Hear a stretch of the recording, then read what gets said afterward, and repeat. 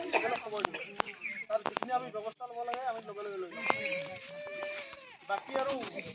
চবে ক'বই সময় ক'বই সজাগতা বুলি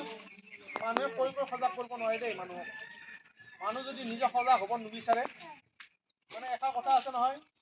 যিয়ে টোপনি যায় না তাক জগাবৰ কাৰণে ভাল কিন্তু টোপনিৰ ভাও ধৰা মানুহক জগাব নোৱাৰে গতিকে আপোনালোকে সজাগ হ'বৰ কাৰণে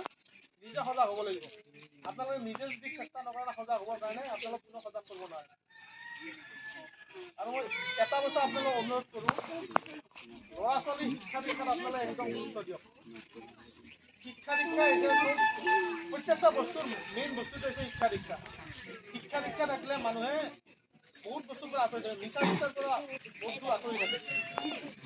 যিবিলাকে ধৰক শিক্ষা দীক্ষা ভালকৈ কৰে ন সেইবিলাকে নিচাৰ প্ৰতি ঘৰ প্ৰতি জোৱা কিবা এইবিলাক ধান্দাত কেতিয়াও নাযায়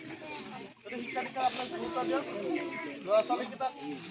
বহুতো এনেকুৱা হয় মাক বাপেক কামত গুচি যায় ল'ৰা ছোৱালীটো ঘৰতে পৰি থাকে স্কুলত নাযায় তেনেকুৱা যাতে নহয় আপোনালোকে এইটো নিজে নিজে ব্যৱস্থা ল'ব মাক বাপেক কামত গ'লেও ল'ৰাটো মানে স্কুলত গৈছিলে নাই আপোনালোকে কামৰ পৰা মানে যেতিয়া ঘৰত ঘূৰি আহিব একবাৰ ল'ৰা ছোৱালীটো সোধক আজি স্কুলত কি পঢ়াইছে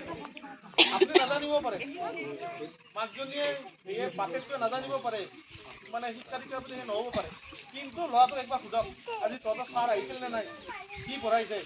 একবাৰ সোধক যদি আপুনি নিজে সোধে না একবাৰ তেতিয়াই সি মানে পঢ়াৰ প্ৰতি অলপ হেৰি হ'ব